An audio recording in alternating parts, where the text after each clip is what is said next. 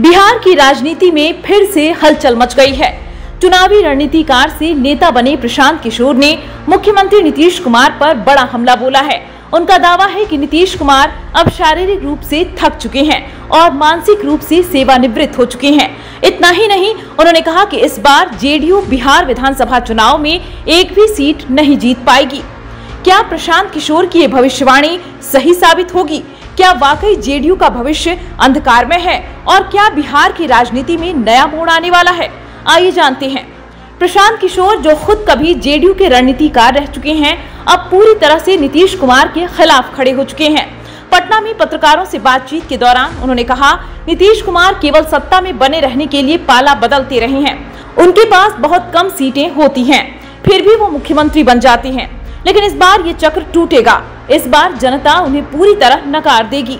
उन्होंने लोगों से अपील करते हुए कहा कि अगर बिहार को एक नया नेतृत्व चाहिए तो जेडीयू को एक भी सीट नहीं जीतने देना चाहिए।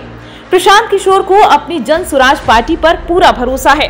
उन्होंने दावा किया कि इस साल के अंत में होने वाले बिहार विधानसभा चुनाव में उनकी पार्टी ऐतिहासिक प्रदर्शन करेगी।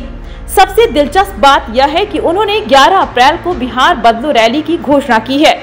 उनका कहना है कि यह रैली बिहार के इतिहास में सबसे बड़ी रैली होगी।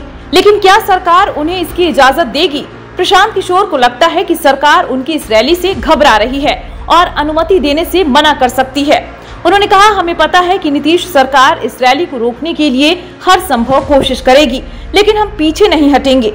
जनता का आक्रोश सरकार को समझ आ जाएगा।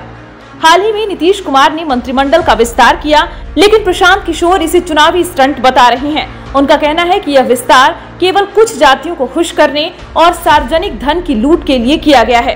उन्होंने कहा, भाजपा और जेडीयू दोनों जानते हैं कि उनकी पकड़ कमजोर हो चुकी है, इसलिए अब जातीय समीकरण साधने की कोशिश कर रहे हैं। लेकिन जनता अब इनकी सच्चाई जान चुकी है। नीतीश कुमार के बेटे निशांत कुमार ने हाल ही में अपने पिता के समर्थन में बयान दिया था। उन्होंने कहा था कि उनके पिता 100% फिट हैं और उन्हें एक और कार्यकाल मिलना चाहिए। इस पर प्रशांत किशोर ने सीधा जवाब देने से बचते हुए कहा, मैं निशांत के बारे में कुछ नहीं कहूंगा क्योंकि वो राजनीति में नहीं है। लेकिन अगर नीतीश कुमार वाकई इतने फिट हैं तो बिना कागज देखे अपने मंत्रिमंडल के सभी मंत्रियों के नाम गिना दें।